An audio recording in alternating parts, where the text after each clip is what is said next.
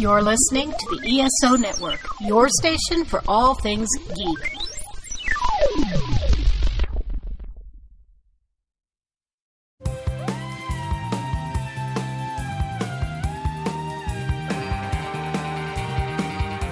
Hi, we're Enterprise-Splaining, the podcast where we explain Star Trek Enterprise to each other and to you.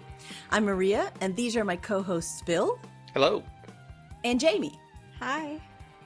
Today we're going to be talking about the Star Trek Enterprise episode Desert Crossing. However, I'm the only person here who's actually watched it, so it's my job to explain to my co-host what happened on this episode.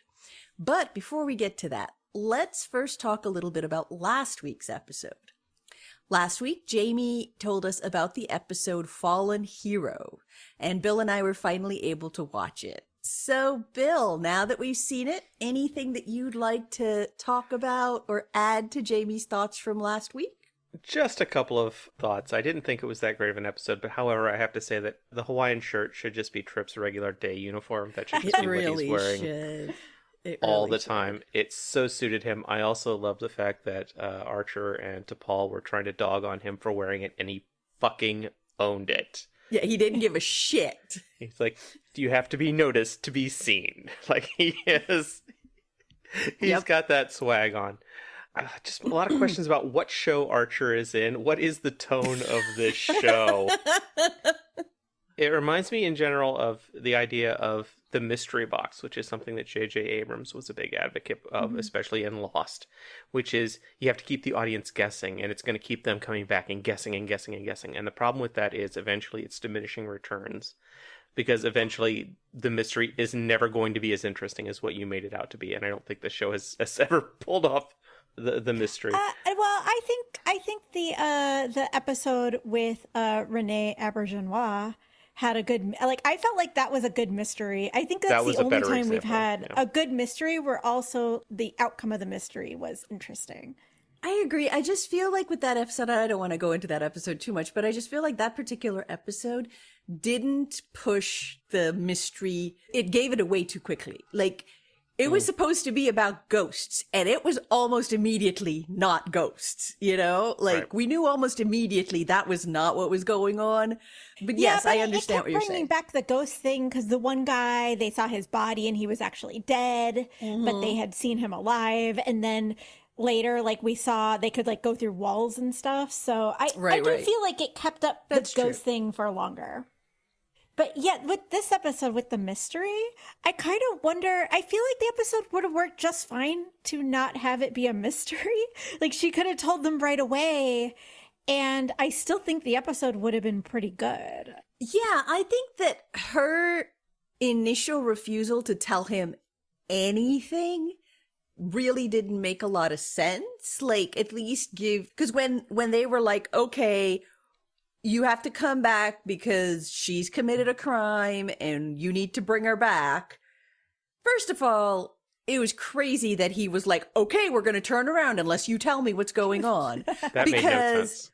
It really shows the level, I think what they were trying to show is the level of animosity that Archer has for the Vulcans. Like, well, they did a good job at showing that animosity. And they continue to. Like, the problem that I have is that as he works more with the Vulcans, and particularly T'Pol, that animosity should go down. His trust level should go up a little. And that change is just not happening. Yeah, even just with T'Pol. Yeah, absolutely. Absolutely. I thought that you were absolutely right, Jamie. The Admiral's outfit is so ugly. It's awful. It's terrible. It's like he's wearing a raincoat over a business suit. It makes no sense. It's hideous. Also, T'Pol, like, getting ready for the ambassador, like, telling Hoshi, like, she has to move all her shit out of the quarters and stuff. To me, I was watching it, I'm like, oh my god, that's T'Pol being manic. That is her absolutely on the edge. Like, she was as emotional as she's ever gonna get in that. It was great. And then on the other side of that, I loved the ambassador and how she did not give a fuck. Like, she was just like, yeah, that's fine. I'll shake your hand. Whatever. Give me some food. Yeah, that looks good. She seemed good at her job. Everyone seems so surprised that a diplomat was being diplomatic to another race. It's like, if you see if you go to another culture and engage them in their traditional greeting, everyone was like shocked. Oh, I want to say that this woman's performance, as was it Valar? Was that her name? She seemed most like the Vulcans that we know, in that she was being reserved, but she was treating things, unlike every other Vulcan we see, she wasn't treating things as annoyances or something to be to feel about. She was treating them just like a fact, like, oh, you guys are eating meat, which to my culture is horrific, and the weather is 69 degrees. These two things are just equally facts. Yeah, I agree. I loved her. Yeah, I thought she was really great. And then the only other comment I had was that Vulcan captain at the end had the craziest Vulcan eyebrows I have ever seen. He looked like a cartoon of an angry person, like they were completely in a V. It was the weirdest, choice that they made. Okay, so now that we've finished talking about last week's episode, we're going to start talking about this week's episode. But before we do that, let's hear a little bit about another podcast within the ESO network that you might be interested in. Let's get spooky. If you crave all things horror, it's time to check out Earth Station Boo. Join the haunted host as we dive into the dark corners of the world of horror.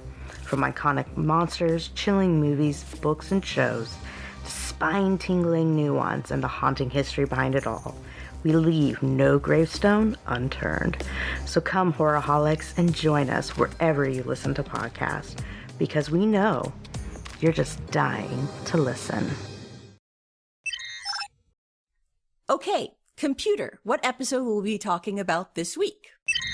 Desert Crossing. When Archer and Trip are invited to a desert-like planet by an alien leader, they discover he is a terrorist who has lured them there under false pretenses. So, now it's time for Two Truths and a Lie, everyone's favorite segment. I'm going to tell you two truths and a lie about this episode, and you need to guess which is the lie. Ready? I thought you had said previously that the Diane Warren segment was your favorite. That's a good point. That's a fair point. I didn't say it was my favorite. I said it was was everybody else's favorite. That was the lie. Every segment is my favorite segment. This show is great. Sure. Sorry, I can't even say that with a straight face. And I love all of my cats equally. What petulant thing did Archer do this week? A retrospective. Okay, two truths and a lie. Number one, the Enterprise finally makes it to Risa. Total lie. Number two, Trip and Archer eat balls. Is that as an action or just a general opinion on your part? That is for you to decide. And number three, Archer has to deal with the consequences of his actions. Oh no. Oh my god. It's a lie that they make it to Risa. Yeah, there's no way they're going to Risa. Yeah. After the fake out from the last episode, I just don't think they're going to Risa. The Risa is a lie. All right, let's see who's right. Now let's get into the episode. We cold open onto a captain's log. Whoa.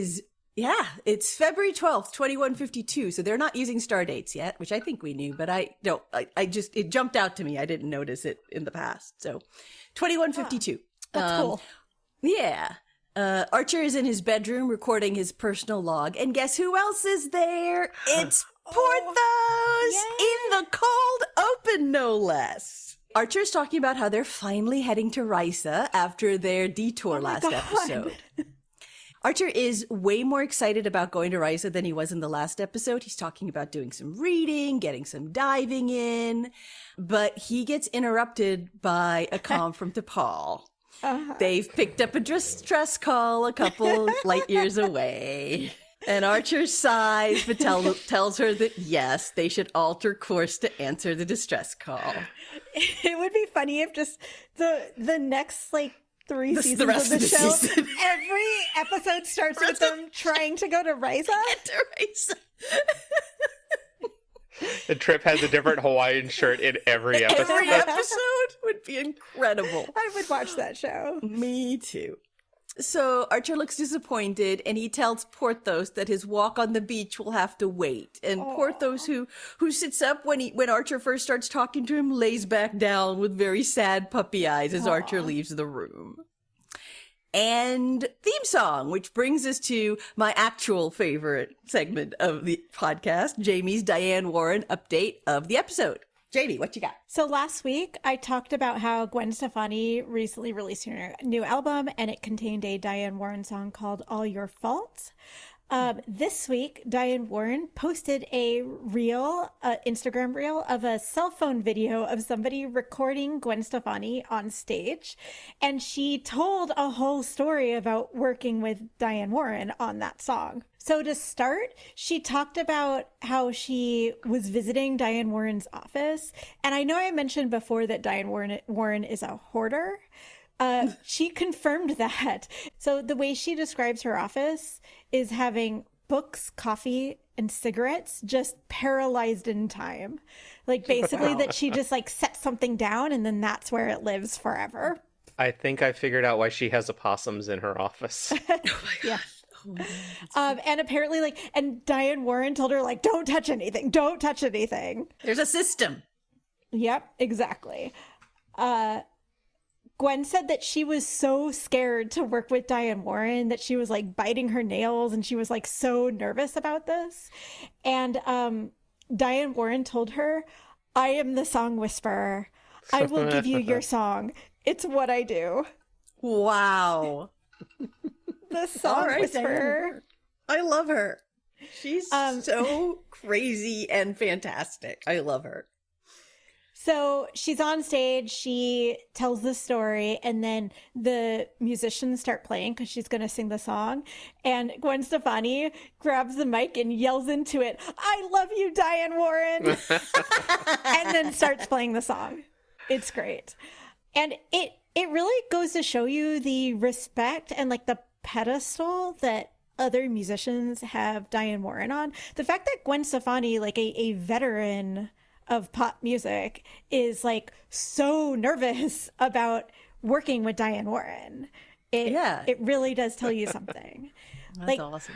Diane Warren seems like she's not that well known to the general public, but in the music industry, she is the GOAT. It kind of explains why they were so excited to get her to have a song on Enterprise, even if it didn't really turn out the way they expected. Yeah. I will say that when I watched this last episode, I was at a friend's house and was watching it with him. And you'll be happy to know I did watch it at one time speed, and we did watch the entire song. And he's watched episodes with me before we got to the end of the opening credits. He goes, "God, that opening is awful." Okay. Well, thanks, Jamie. As always, let's get into the episode. So, during the opening theme song, the Enterprise has already rescued the ship in distress. It's done. Archer and the ship's captain are now on the Enterprise doing a walk and talk down the hall. The captain's name is Zabral. He is a humanoid alien, no bumpy head. He basically looks human. The only thing that is different is that he has a pattern tattooed on his chin or drawn on his chin or something. And it literally looks like when someone pulls a prank and draws a mustache on your face with a Sharpie, but it's a beard. Oh, no. Yeah, it's not great. It's the end of the season. They ran out of their budget for bumpy foreheads. That's right. He's wearing blue robes and a big sort of dark red shawl around his shoulders, and he's being played by Clancy Brown, who you will definitely recognize. Yeah, no fucking way. Oh man, that's a get. Yeah, he's great. He's been in a lot of stuff. You will definitely recognize him. I went to his IMDb, and it's pages and pages and pages. Tons. He's done so much stuff. Anyway, Zabral, Clancy Brown, is very grateful for the rescue, which was apparently caused by some sort of a plasma buildup or residue in their warp coils. Trip and his team are very happily fixing the problem and are also fixing some other issues that they happened to find. Like there was a microfracture in the hull and stuff, and they're like, "No problem, we're going to take care of this." And so Zabral is very grateful. As a thank you, he invites Archer back to his planet for a meal. And Archer tries to politely decline because he wants to go to Risa, but Zabral insists. He bulldozes all of Archer's excuses, telling him there's going to be a Gescana match, and he doesn't think that Archer has ever seen anything like it, and that he could even participate if he likes competition. Archer does seem a little bit more interested now that sports are involved. Sure. And Zabral warns Archer that he is easily offended. So Archer really has no option but to agree. So the first thing he does is he heads to engineering to see if his bro will go on the away mission with him, of course. And Trip, oddly, does not want to go. He says he's too busy and he makes excuses, but he finally admits that he just hates the desert. And Archer said that he had been fine when they had done 2 weeks of survival training in the outback in Australia, but Trip makes it clear that he has a very distinctly different recollection of that, of those 2 weeks. Well, I feel like this is the first time we've got real confirmation that those two go way back. Yeah, like, they definitely act together. They act like they do. So I think we've assumed it, but I think this might be the first time that we've had confirmation where they're, like, talking about a shared memory like that. I seem to recall they said something, but yeah, I don't think it's been explicitly stated, yeah. Yeah, it's been bits and pieces. Like, they talked about, like, Trip's girlfriend and stuff like that. So they knew, like, personal stuff about each other. But I did feel like with Archer kind of in the last episode, was it the last episode where he was, like, teaching Trip water polo or whatever? Like, that does feel like a new friendship kind of a thing, you know? Anyway, they're bros. Trip says that he did not enjoy the survival training in the outback. He says that 2 weeks in the desert, drinking recycled sweat and eating snake meat is not his idea of a great time. And Archer assures him that it won't be anything like that Zabral's going to roll out the red carpet because he's so grateful. He gives Trip the hard sell and ends with his classic trademark Archer guilt trip. Well, I could ask Malcolm, but I was hoping you would enjoy spending some time with your captain. He's used that on everybody. Yeah. He said the exact same line with T'Pol. Exactly the same line. It's, like, gross to be like, your captain. Right? It's just, like, a gross way to say it. And it also is like, there's a little bit, like, again, where is HR? There's a little bit of a power dynamic there. Cause like, let me remind you that I am your captain and this is something I want. So maybe you should be a little bit, you know what I mean? Yeah, there's a little bit of a when weirdness you say there. like, I'm your captain, like that's, but when you're like, don't you want to do this with your captain? Like it just, there's something about that just sounds off. I agree. Anyway, Trip finally reluctantly agrees. How much better would it be? He goes, look, if you don't go with me, I'm going to have to go with fucking Malcolm. Yeah. That's basically what it was. So, yeah. Anyway, Archer is now very happy that his bro is going on this trip with him. I'm sure everything will go fine. Mm-hmm, sure. Sure, there will not be one cave. I don't actually think there were caves in this episode. Weird. Anyway, they head down to the planet and land in a little desert settlement that is basically Mos Eisley. I mean, you know me. I love it when Star Trek lands on a Star Wars planet. That's exactly what's happened here. You'll see it. Trip is already complaining about the heat. But they land and they get out of the shuttle. And Jamie, you're going to be very excited because there are whole new outfits to be seen. Yay!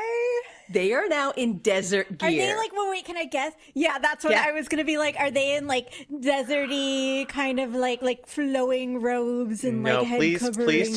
Please tell me they're wearing it. shorts and pith helmets. Neither of you are correct. I'm sorry to say. I had to Google Mos Eisley to make. I knew that it was a Star Wars reference, but I had to Google it to make sure it was like. I was like, I remember there being a desert planet, but I had to Google it to like make sure it was that planet. It's Tatooine, yes. So okay, so they're in their desert gear, which is like brown fitted pants with like they're really cool. They're very neatly done, and they match the boots really well. Wait, Enterprise gets desert gear? Yeah, the Enterprise guy. Oh, I thought it was like everybody else's costumes. I didn't realize we were getting new Enterprise desert uniforms. Yeah, no, Archer and Trip are in desert gear. So they're in like these brown fitted pants, and then they have, you know, the long sleeve undershirts that we've seen that's like underneath. Yeah, the black underneath their button-down spacesuits. They're like the black ones. They have, but they have under like the spacesuits. they're like Henleys kind of. They've got like a zipper up here at the top. Anyway, they have a version of that that's like, it's like a long sleeved undershirt that's like an off-white version. Oh, I can't wait. It's definitely desert camo chic. They're also wearing the NX-01 baseball caps that confused Jamie in the first episode, if you recall. So Zabral invites him to their house. So Zabral, Trip, and Archer are eating in a small room in his house. And they seem to be having a good time. They're drinking wine. They're making small talk. Zabral asks if it's difficult getting used to new cultures. And Archer gives his usual starry-eyed, "That's why we're out here" speech. Zabral asks if they ever consider turning back. And Archer says just once. And he references that episode where the mystery aliens showed up and they headed back to Earth to get their phasers installed, but then they didn't. But then the next course comes out, and Zabral's really excited. He says it's a particular delicacy that they will love. It's called blood soup. Yeah. And the guys look a little panicked. Trip asks what the little chunks in the soup are. No. And Zabral says, "The essence of the male, chopped and seasoned." Nice. Oh my God, is this Temple of Doom? Are we in the Temple of Doom? Friends, let me tell you, the looks on these guys' faces are truly epic. They are super freaked out, but of course, they have to be diplomatic and eat the food. So they both take a bite. Trip immediately washes his down with a whole lot of wine, and Archer sort of swallows and then tries to change the subject by commenting on the tapestries that are hanging on the wall. Zabral immediately offers him a tapestry as a gift. Archer says he couldn't possibly. Zabral starts to insist, but when Archer just says he doesn't have the space for it, Zabral backs down and instead picks up a small sculpture that he says he wants to give to him instead. He says a Suliban that he met several years ago made it. Uh-oh. And he says, "Interesting people, don't you think?" And Archer just looks at him and doesn't answer. He says thank you and accepts the gift, but he is clearly uncomfortable that he has brought up the Suliban. Yeah, I can't believe you're getting another Suliban episode so quickly, Maria. Didn't you just have one like 2 episodes ago? Yeah. He then proceeds to bring up several other races that Starfleet has started wars with. Suddenly, a horn blows in the distance. Zabral says that it's time for the Gascana match and that he hopes that they will participate in it as well. And Trip's all, "Dude, I just ate all these balls and I am full." But they get up to go watch the match. Sorry, can we go back to the soup? I The assume soup. that this is like the balls of like an animal of some sort. I would and assume. not, I'm like- assuming it's Rocky Mountain oysters. You know, I'm assuming it's something like that. But yeah, we don't get any more than that line, unfortunately. So not sure if there's cannibalism involved. I don't think there's cannibalism involved. There is no indication that there is cannibalism involved. There's a lot of other issues to be dealt with here. It would be so much better if, and I don't expect them to do this in this episode, but if it just came up later that Trips was like really into it and was repeatedly eating this every time we see him in the mess hall. Like, It's this new pecan pie. yeah, exactly. They don't comment on it. We just see that he has this broth, that he's eating. So they go out to watch the match. Gascana turns out to be a combination of, I guess, lacrosse and Quidditch. They have like a glowing, it's like look, I am not a sports person, so I'm not the right person to describe this, but basically they've got sticks with cups on the end. So like kind of like lacrosse sticks, but instead of nets, they're actually cups. Okay. And then there's a glowing ball that they're passing back and forth and trying to get into a goal, which looks like a Pokestop. It's like a circle on top of a stick that you have to hit the ball through. Okay. It's very fast paced. The guys seem to really be enjoying watching it. Zabral asks them if they want to play, so they decide to give it a try. Great news, Jamie. The teams are playing skins versus shirts, which means that's right. And they're Archer and Trip have to take their shirts off. Oh no. So they run off to go start playing. Then they find out the game is to the death. It very much has that vibe. Like, what is going to go wrong here? Because this guy is so thrilled to have them and so overly friendly. Like, anyway, they run off. They're very excited. They take their shirts off to go play. No one asks them to. They just automatically do as they run onto the field. Actually, Steven said that. Steven was like, why are they taking their shirts off? Nobody else has their shirts off. Wait, so it's... Wait. There were people. Okay. Steven just didn't notice. I noticed that people had their shirts off. Steven did not.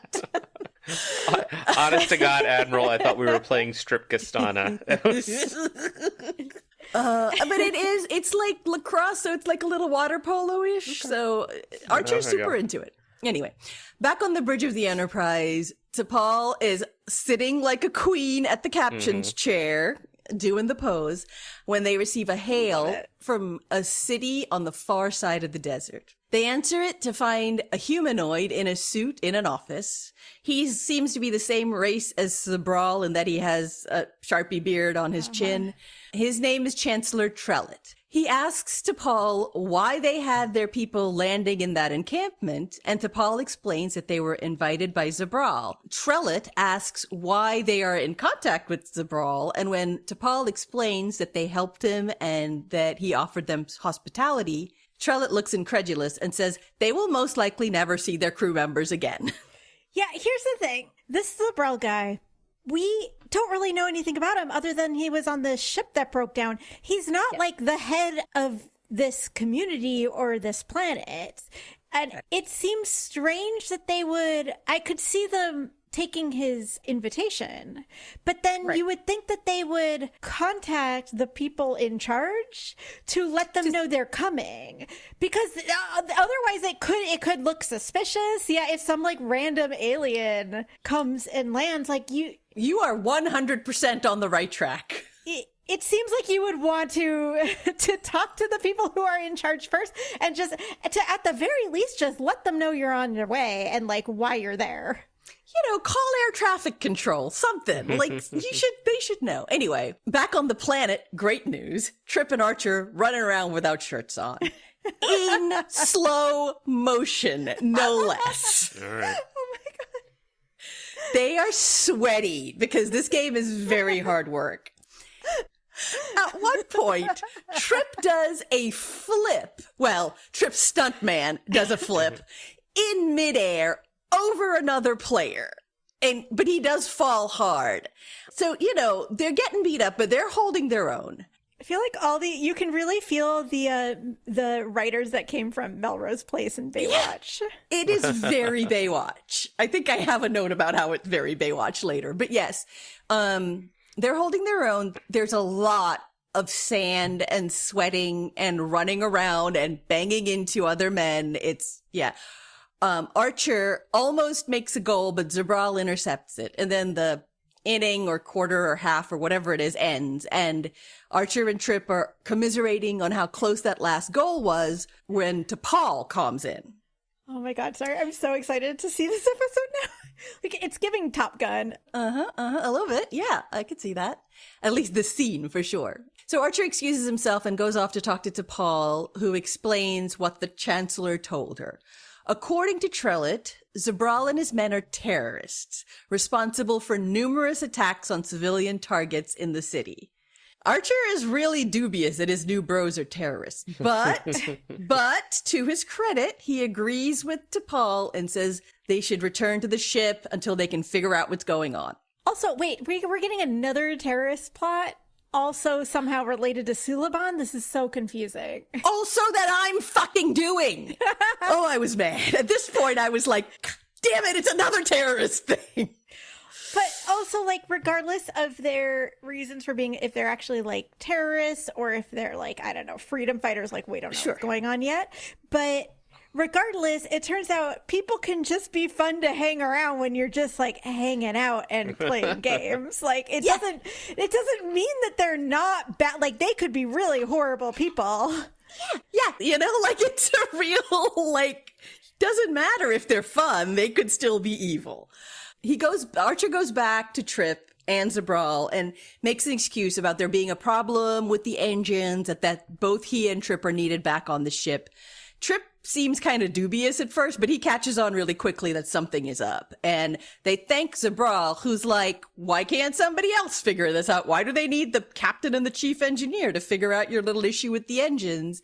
And they try to make excuses, and they start to leave when Zabral yells, you should not believe the Tarathans. He says that his people detected the message that was sent to the Enterprise from the Chancellor. They detected that a message was sent. And he says that whatever the Chancellor told to Paul, it was a lie. He asks them to let him explain the real reason for why he asked them there. He says that Archer is a man with a reputation for being fair, a man of integrity. Also, a reputation? Like, where's he getting this reputation? Like, who is this Great man talking to? question. And who he's talking to really will change how this is going to go, right? He says he knows that Archer is a man of integrity, and once he hears their situation, he is sure that Archer's going to want to help them. They don't really have a choice, so they reluctantly agree. Yeah, this sounds like a bunch of sucking up to me. Oh, I've heard you have a reputation. Like, give me a break. Like, who, sir, who are you talking to? Exactly. You don't know anything about my reputation. Archer is no one. Archer has no reputation. He hasn't done anything. Except He's for not blowing important. shit up and making enemies. What he has done is pissed off many, many governments. So back at Zabral's house, he explains that there used to be a caste system on the planet. His people, presumably from the lowest caste, were forced to wear like a particular robe, marking them whenever they were in public. Eventually, he says the caste system was abolished and they believed that everybody was going to be treated equally. But he says that even though the Tarathan clan signed the accord, they never abided by it. They still have full control of the government, the land, all the resources.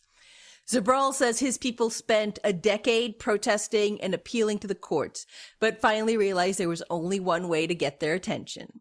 There are hundreds of camps like his across the desert, and they attack the cities periodically. He says, they call us terrorists, but the truth is they've been terrorizing us for centuries. So Archer is starting to realize that he might be in trouble. He asks what they want from them. I love how Archer's like, I want no part of this. Like, why did we come to this planet? Like, I don't even know these assholes. If it was Picard would be like talking to each side and be like, I'm going to like get everybody together and we're gonna broker a peace. Yeah. And Archer's just like, how do I get out of this? Yeah. So he asks what they want from them. And Zabral says, the Tarathans have 10 times the number of soldiers that we do. We won't last much longer without your help. He says they scan the Enterprise and they know they have powerful weapons that could help them. But more importantly, he wants Archer's wisdom. He wants help strategizing on how to win because their current strategy is not working. What the fuck? He wants Archer's wisdom? Oh, it's supposed to be Archer of Arabia? He treats Archer with great respect. He says he's heard that he was humble and that he would be honored to fight alongside him. Archer says that he doesn't know what he's heard about him, but that he's been misled. To Archer's credit, he's like, what the fuck are you talking about? I'm like crying. This is so funny. Zabral says, but what about the Suliban? You liberated a detention camp, freed thousands of prisoners. Y'all, Trip has the best shocked faces in this episode. He just is like, what? Zabral says a Suliban transport captain told him about them, and that Archer is an explorer who is also a great warrior who helped them defeat an entire army. Before Archer and Trip can pull their chins up from the ground, they hear explosions. The Tarathans are attacking. Apparently, this is a daily occurrence, but it's earlier in the day than usual. Zabral pulls down a tapestry from the wall to reveal a bunch of weapons, and he starts handing them to his people in the room. He says he has to get to the fighting, but that it won't last more than a few hours, so Archer and Trip should stay in a bunker in the house. He says they can't go back to the shuttle pod and try to get back to the Enterprise because the Tarathan cruisers will shoot them down. So they reluctantly climb into a bunker in the basement of this house. Back on the Enterprise, Malcolm realizes that there are ships attacking the encampment. They try to calm Archer and they kind of connect, but it's all static. They can barely hear him because the Tarathans are jamming comms. They also can't transport them because Malcolm can't localize their biosigns. Malcolm wants to take a shuttle pod down and just find them, but T'Pol says it doesn't make sense to do that in the middle of an attack. Yeah, Malcolm, like, come on. That makes at this point, like, that does not make any sense. Malcolm just wants to see the explosions. T'Pol tells Hoshi to contact the Chancellor. Back to the bunker, and Archer is also trying to communicate with the Enterprise, but having the same problems, just static, and he can't hear anything. Trip is examining his wounds. He got pretty beat up during the game. He has several bruised ribs.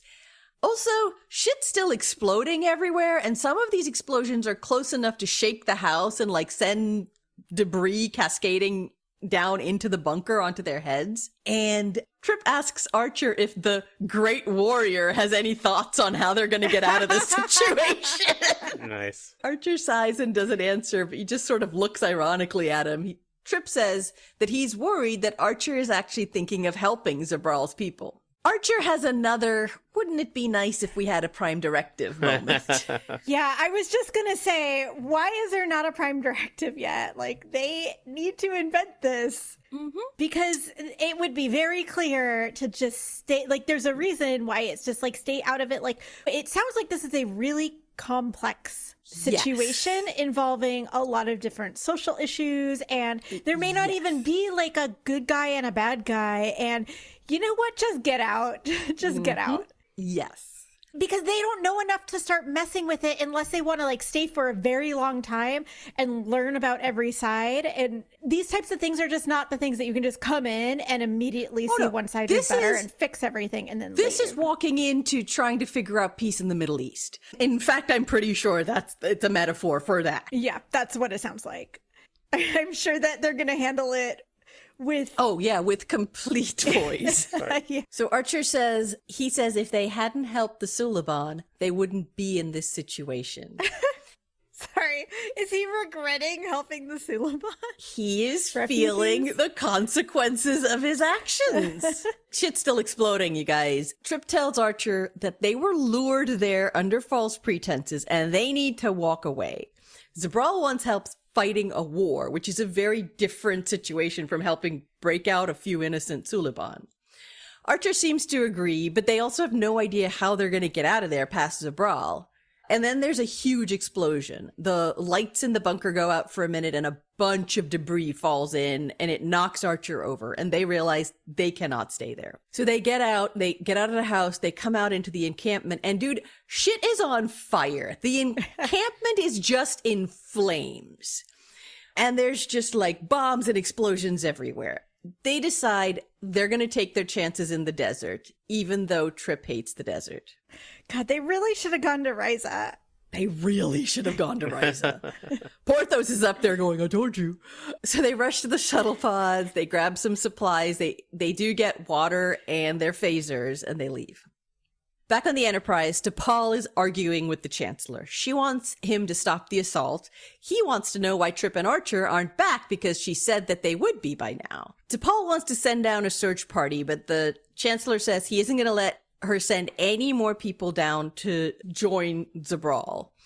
He says that his people will locate Archer and Trip themselves and deal with them accordingly. And he says that if they send out another shuttlecraft, it'll be considered an enemy and shot down. And he cuts the comms. At this point, Malcolm says they have lost all sensor contact with the surface. The Tarathans have some sort of orbital dispersion field. He can't find their people. He can't see anything on the planet. Trip and Archer walking in the desert, feeling so hot, sweating so much. Trip does not understand why the Enterprise has not found them yet. It is hot, and Trip is doing poorly. And they presumably still can't contact them? Can't contact them. There is still this comms blackout, apparently. Right. They're staggering around in the heat. Archer says he saw an abandoned building about 30 kilometers east of the camp when they came in. And they're heading towards that. Can I ask about what the desert looks like? Is it a Mojave Desert in California, or is it like a dunes? Are there like sand dunes? I know that Mojave Desert also has sand dunes. There are dunes, are they walking? They're walking on dunes, and not just like a dry ground, but with like little plants and stuff around. No, it's dune. It's very Star Wars, actually. It's sort of like the scene with C-3PO and R2-D2 and walking along the dune. It's kind of like that. Archer says he saw this abandoned building about 30 kilometers east of the camp, and they're heading towards that.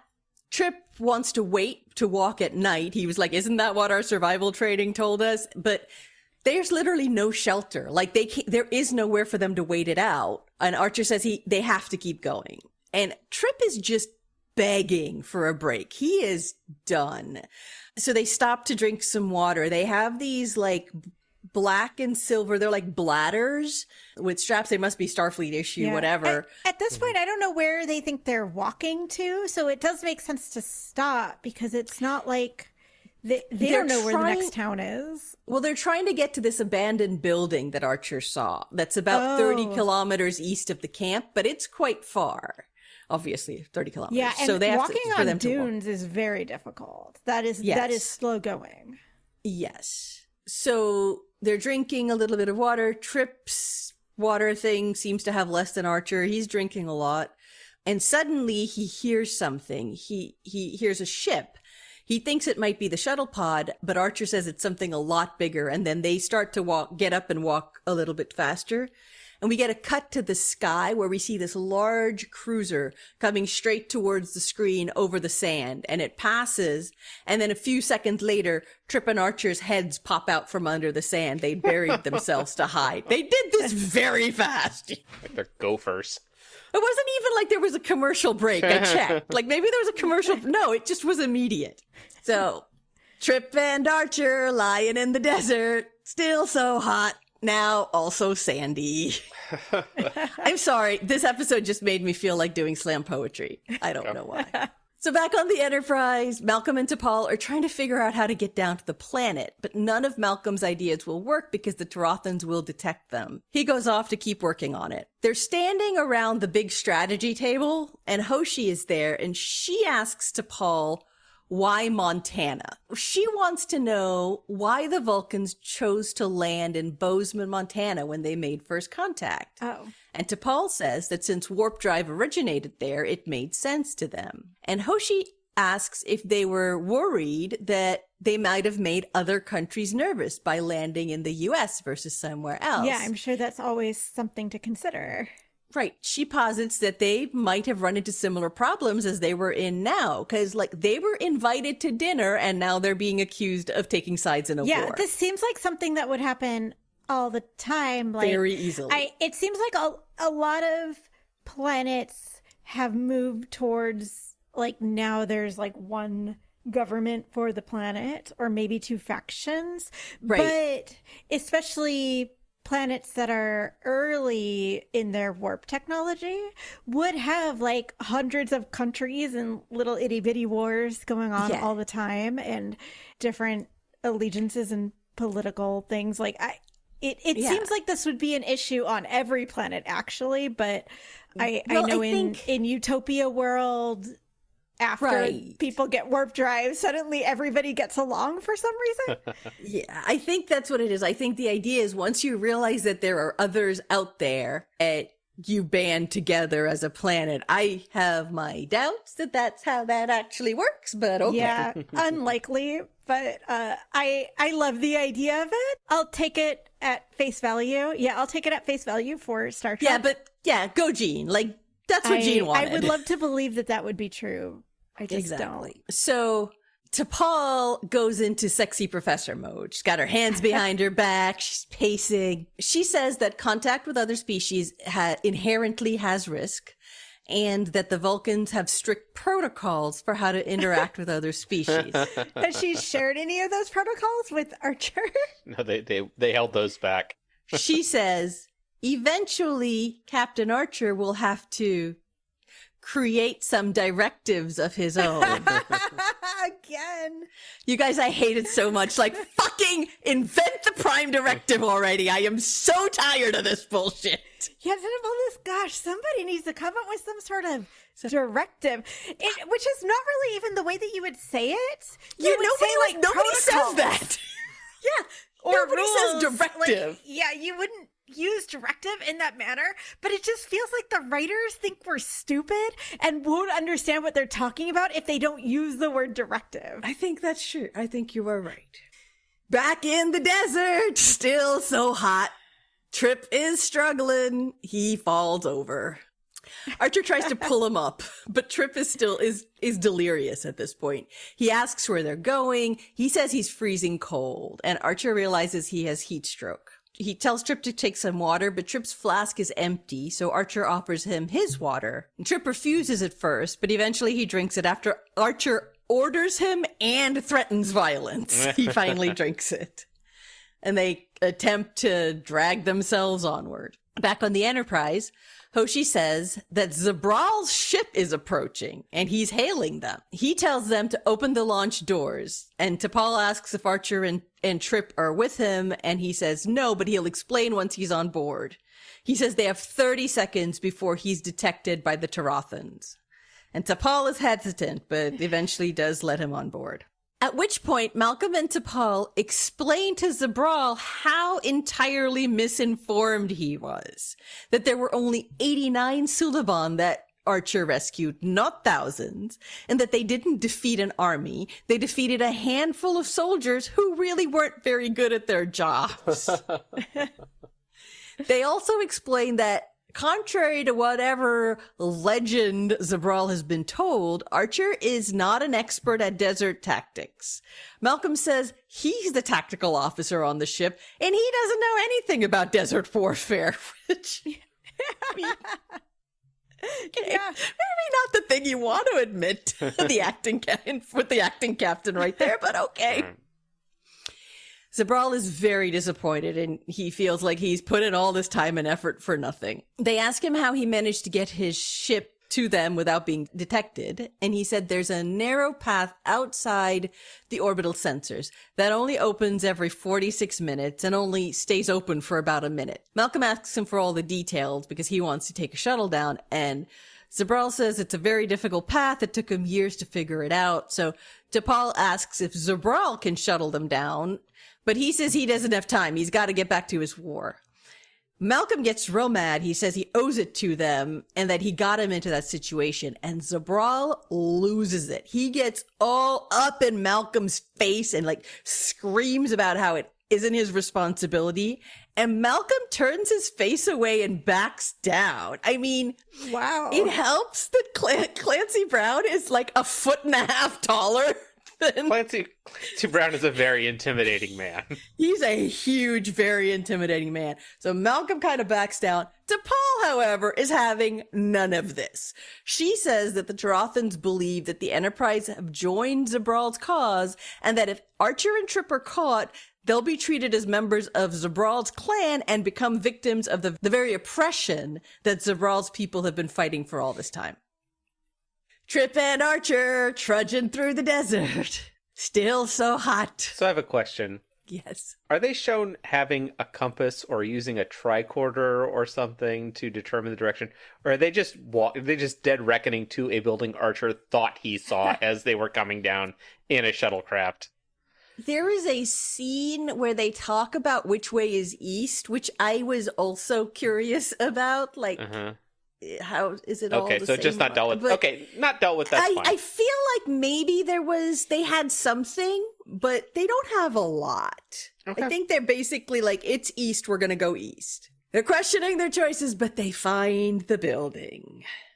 So they go into this abandoned building. Trip collapses. Finally got there. I know. It was so long in the desert. I had to make up slam poetry. Trip collapses on the floor, and they are both exhausted. Archer sees a pan on there's an old stove, and there's some liquid in the pan, and he picks up a ladleful, and he sniffs it and recoils and puts it back down. They can't drink that water. Mm-hmm. So they both kind of collapse against a beam exhausted, and we go into a commercial break. And then when we come back, Trip is waking up to find that Archer has been busy. He managed to start a fire with his phaser and was able to boil that liquid that was in there. He says it still isn't going to taste good, but they should have at least killed anything nasty in there. Trip says he isn't thirsty, but Archer insists. And Trip takes a sip and immediately coughs and spits it out because it's apparently really gross tasting. Archer is at the end of his rope at this point. Trip says he just wants to go to sleep, and Archer spells it out for him. He says that Trip has a fever, he doesn't feel thirsty, he has all the symptoms of heat stroke, and that if he falls asleep, he could lapse into a coma. And Trip says, a coma sounds nice. Anyway, Archer manages to convince him to drink the water, and he starts to ask Trip questions to keep him awake. Like, he asks them, what are the components of the warp reactor? At which point, Trip starts naming parts of a chicken, which then leads them to talking about food and all the things that they're going to eat when they get back to the Enterprise. Archer's just keeping him talking, getting him to play word games with him, when suddenly he hears something. No, when suddenly Trip looks over and Archer's head turns into an ice cream cone. Yeah, exactly. Suddenly he hears something loud that apparently is coming towards him. He runs over and looks out the broken window, and there is a mortar coming straight at them. So he runs back and he covers Trip with his body as the wall blows up, and they start to try to get out of there. Meanwhile, T'Pol, Malcolm, and Zabral are now in the shuttlecraft. They're down near the surface scanning for Archer and Trip. They're having some problems because of the magnetic deposits in the planet, and Malcolm is real pissy about it. But just as he's starting to yell, they detect weapons fire in the desert, and they realize it must be targeting wherever Trip and Archer are, because there's no settlements where they are. Random weapons fire must be the captain nearby. Yeah. I mean, there is some amount of logic in that, but Right. they do figure that out. So I just realized during the commercial break, was Trip not asleep? Yeah, he was asleep, but Archer wasn't. Yeah, but then after that, Archer was like, you can't go to sleep or you're going to fall into a coma. That's a great point. But he had just been sleeping. Yeah, it's a great point. Great point. I'm Didn't also notice that. I've never heard that if you have heat stroke, you can't go to sleep or you'll fall into a coma. I've never heard of that. I feel like that's freezing. It's hypothermia, yeah. I did look up heat stroke, and actually Archer, I think, keeps calling it heat exhaustion, but heat they're two exhaustion different and heat things. stroke are two different things, and Right. heat stroke has the symptoms of what Trip had, like Right. feeling cold, having a high fever, not being thirsty. You get heat exhaustion first and then you get Yeah. heat stroke. Correct. These guys are so bad at their jobs. They're not great at their jobs. So they see the weapons fire. They realize that it's probably Archer and Trip being fired on. So they set a course to intercept.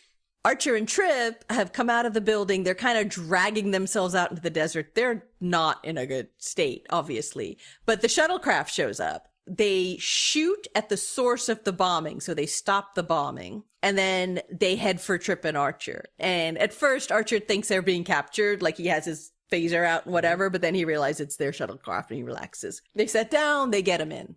Back on the Enterprise, T'Pol and a highly sunburned Archer, who is back in uniform, are saying goodbye to Zabral. Trip is in sickbay, but will be fine, although Archer says he doesn't think he'll ever be able to convince him to set foot in another desert. Archer tells Zabral that even if he was the warrior that Zabral thought he was, that isn't why they're out there. So Zabral kind of grudgingly nods and just leaves. They better get to go to Ryza after all this. Final scene. So Archer and T'Pol are doing a walk and talk. Archer looks despondent. T'Pol tells him that what he said was correct, that decisions to get involved in conflicts of other worlds should be left to governments, not starship captains. And Archer says he knows, but the irony is that he has a feeling that Zabral's cause is worth fighting for. And end of episode. Finally. All right. Yeah. So overall impressions, I don't know, man. It was fine, I guess. I mean, it just felt like another thing where they were trying to get Archer to realize he needs a prime directive, but it's really just another government they've pissed off. Like, we never go back to the Chancellor. They're clearly have just, like, they shot at them. So they're at war with the Tarathans at this point. Right.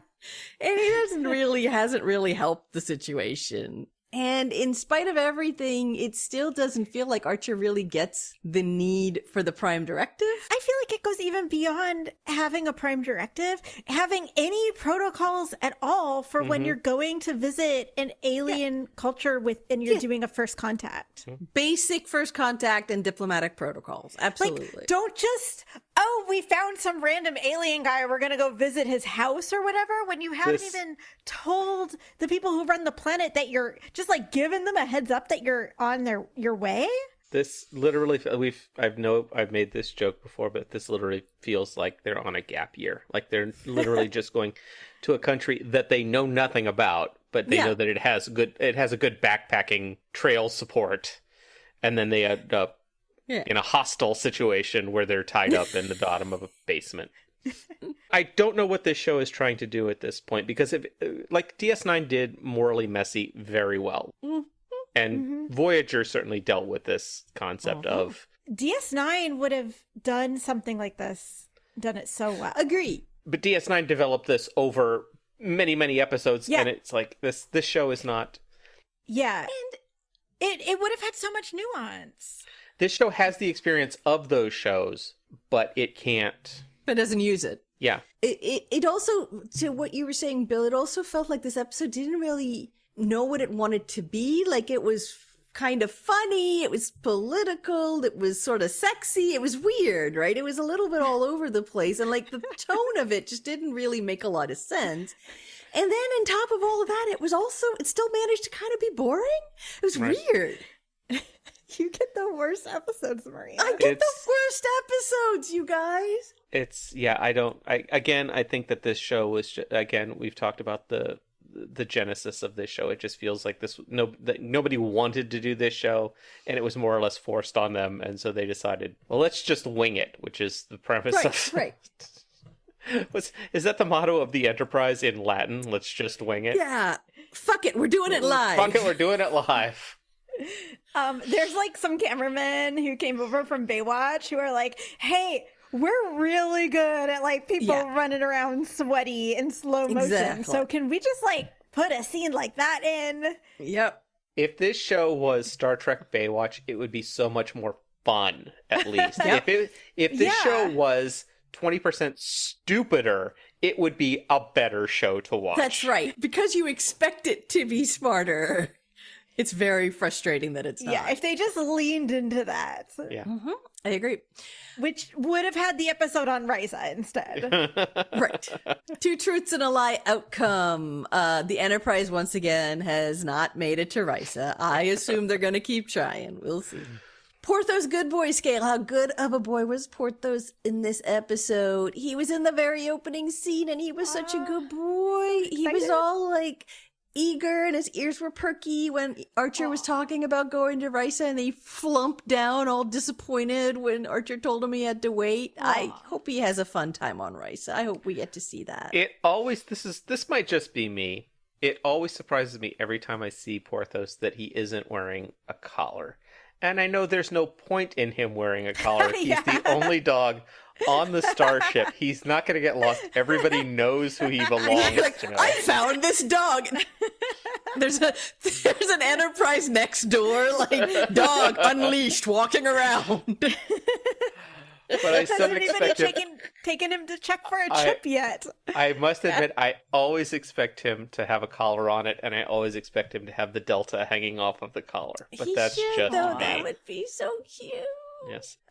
Saucy scale. How sexy was this episode on a scale from Malcolm's farewell love letters to all the women he's ever known 10 to Spock and Nurse Chapel in Strange New Worlds. That's a good one. The scenes of Archer and Trip playing space lacrosse were created and clearly shot, as I said, to be sexy. It was very Baywatch. And once again, happily, we get a very sweaty Archer. But that sort of then degrades into sweaty and ill because they go out into the desert and are like dying, and that's much less sexy. So like, it's just episode didn't really know where it was going. How great would it be if Archer brought peace between the two factions with a game of beach volleyball? A winner takes all game of beach volleyball. See, stuff like that would make sense. Or he teaches them about water polo in the desert. That would be fantastic. Never asked, never answered. Something that made no sense or was never explained. I mean, not a whole. I mean, as usual, there just wasn't any follow up with the Tarathans. I guess they just left, and they left him alone once they got back to their ship. But they in true Enterprise fashion, they never really closed the loop there. We have to wait for the Cerritos to show up 200 years later. Yeah, second contact. Technical difficulties, the most technobabble thing from this episode. There wasn't a ton, but the one thing I was confused about, like, they took very few supplies into the desert for their 30-mile hike. They did take water. They took the note from earlier, and they brought their own water with them. I was very proud of them for taking water. Maria, didn't you say it was 30 kilometers? Oh yeah, 30 kilometers. Okay. Sorry. Yeah, right. So it's a hike. It's a decent hike for not having any water and being especially over dunes.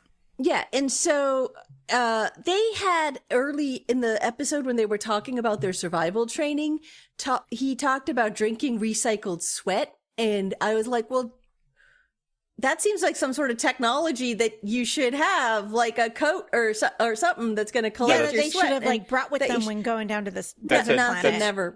That's a Dune still suit. Yeah, I was like, they need the little nose Dune things. I just saw Dune Part 2 yesterday.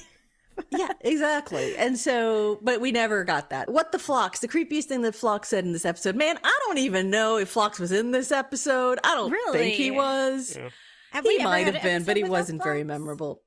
Huh. I mean, he's like, they reference Trip being in sickbay, but it's all off screen. We never see it. They get back to the Enterprise, and Phlox is like, so tell me about this soup. Yeah. Speaking of which, yes, chef. Any mentions of chef? There was this. There were no mentions of chef per se, other than in the context of the meal. So there's a scene where Archer is trying to get Trip to talk, and he asks him what meal he wants on Enterprise when they finally get back out of the desert. And they wanted prime rib with mashed potatoes with mushroom gravy, broccoli, and pecan pie for dessert. That's a very heavy meal. Well, they were really hungry, man. And then obviously the ball soup, blood soup. After they taste it, does Clancy Brown start laughing and said, I can't believe you actually ate that after I told you? It does feel, that is the thing, like, you keep thinking that Clancy Brown is up to something, and I mean, he is, but it's also, like, not as... Yeah, it seems like he's not actually really keeping any... He seems pretty straightforward. No, he's not. I mean, I'm pretty sure, I mean, they don't come right out and say it, but it is implied that he faked the distress call. To get them to show up. Yeah, to get them. But like, and once then, they're there, he's like, okay, here's what's going on. Here's what's going on. It's not like a mystery that he's holding out on for the entire episode. Yeah. He I mean, he makes them eat balls before he tells them what's going on. But yeah, I don't know, man. You'll see. This episode was, I don't know. Trip tries the soup and goes, just like my fraternity initiation. I will say there were some great, like, comical Trip faces. Both of them actually had great, like, ooh, whoa, like, kind of faces in this whole episode. It was good. And that's it. Okay, so this is the segment of our show that we like to call Will's Holorex, where we each give our recommendations for non-Enterprise related content that we've been consuming in our holodecks this week. Jamie, what do you have for us today? All right, I got another musician today. It is Jensen McRae. No, not Tate McRae. Not Addison Rae, although Diet Pepsi is a perfect pop song. No, Jensen McRae. She is a singer-songwriter, folk, very like folk rock. She sounds a lot like Tracy Chapman. Oh, cool. And she has an album that came out in 2022 that I really love. It's called Are You Happy Now?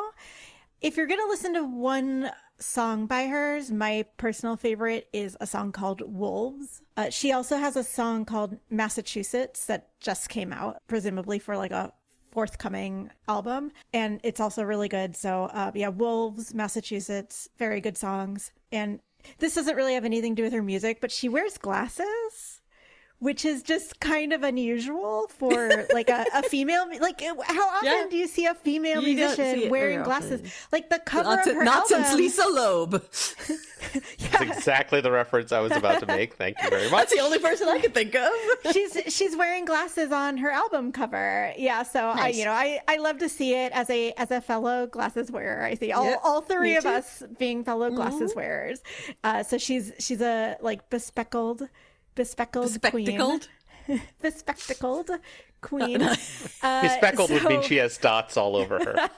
It's Jadzia Dax. Bespectable. Bespectacled. That's respectable. That's different too. You know what I'm trying to say. Bespectacled. It is a hard word. Bespectacled. There you go. So again, that's Jensen McRae. Cool. Bill, what do you have? I have 1.5 recommendations, one of which nobody who watches Enterprise will need. One is Lower Decks is fucking crushing it with the Enterprise references. It's so good. In the latest episode, they went to the worst place in Starfleet you can go. The latest episode 2 months ago when people are listening to this. Yeah, right, exactly. And because it is the worst place you can go in TNG era Star Trek, they make multiple references to Enterprise. Number one, they can't use transporters, they have to use the gel. And two, when they get to this worst place you can go, the first person they meet is wearing an Enterprise uniform. It's so good. It's so good. It doesn't make any sense, but I love to see it. And it's never explained. Like, that is just what she's wearing. The Cerritos has transporters. They can't. It makes sense within the context of the show. Also, sidebar. It doesn't. Even I watched it and it did This not is make not sense a Lower in the Decks context. podcast, you two. It didn't matter. It's It doesn't gonna matter become because it's one. funny, and as long as it's funny, it's fine. And since That's I was exactly right. since I was dogging on Enterprise as a sidebar to the sidebar, I finally got to watch the crossover episode they did with Strange New World, which had some very fun, loving, geeky references to Enterprise, and the crew gets to geek out about their hero worship of the crew of the Enterprise. So that's that. My other recommendation is a book from 1997 called The Sparrow by Mary Doria Russell, which is about a group of people who go on a first contact mission who have absolutely no qualifications but lots of good intentions, and it all goes horribly, horribly wrong. Cool. Okay, you guys, I need you to listen to me very carefully for my recommendation because I need both of you to watch this as soon as possible. I'm not even kidding. This is a show on Hulu called Interior Chinatown. Oh, okay. It is unbelievable. It is. So look, I watch a ton of TV. You guys know I consume a lot of things and a lot of TV, a lot of movies. It is one of the first things I've watched in a really long time where I was like, I have no idea what's going to happen in this. Like it's very fourth wall breaky. It's extremely fourth wall breaky. It is, but it's in a way that I've never seen it done before. I can't really explain it without getting too far into it. And honestly, I finished it. It's a mini series, so it's a limited thing. And we just finished it last night. And I feel like I need to immediately rewatch the whole thing. And then I need to like sit in a dark room for a week to think about it. It's just really like twisty and weird and cool and mind-bendy. And I think both of you would love it. And I think our listeners would as well. Sorry, what was it called? It's called Interior Chinatown. It's on Hulu and it talks a lot about the immigrant experience, I guess you could say, but also is really fucking weird and cool. And that's the episode. Thanks for listening. Next episode, we're going to have a special guest explainer who will be telling us about the episode 2 Days and 2 Nights. Special thanks to K.O. Myers at Particulate Media for sound assistance, to our friend David for our beautiful cover art, and to John Stephen King for being the voice of our computer. If you like the show, please rate, review, and subscribe on your podcast app of choice and tell your friends about it. We really do appreciate it. You can follow us on Instagram and Facebook as Enterprise Splaining and on Blue Sky at Enterprise Splain. You can also email us any comments or questions such as, what am I eating again? to enterprisesplaining@gmail.com. We would love to hear from you. And if you would like to support this podcast, you can find us at Buy Me a Coffee as Enterprise Splaining. See you in 2 weeks. Bye. Computer. End program.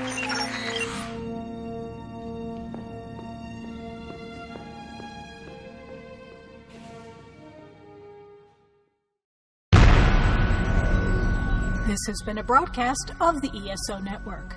Be part of the crew and help support our shows by donating to our ESO Patreon or by shopping at the TeePublic store, which can all be found at www.esonetwork.com. The ESO Network, your station for all things geek.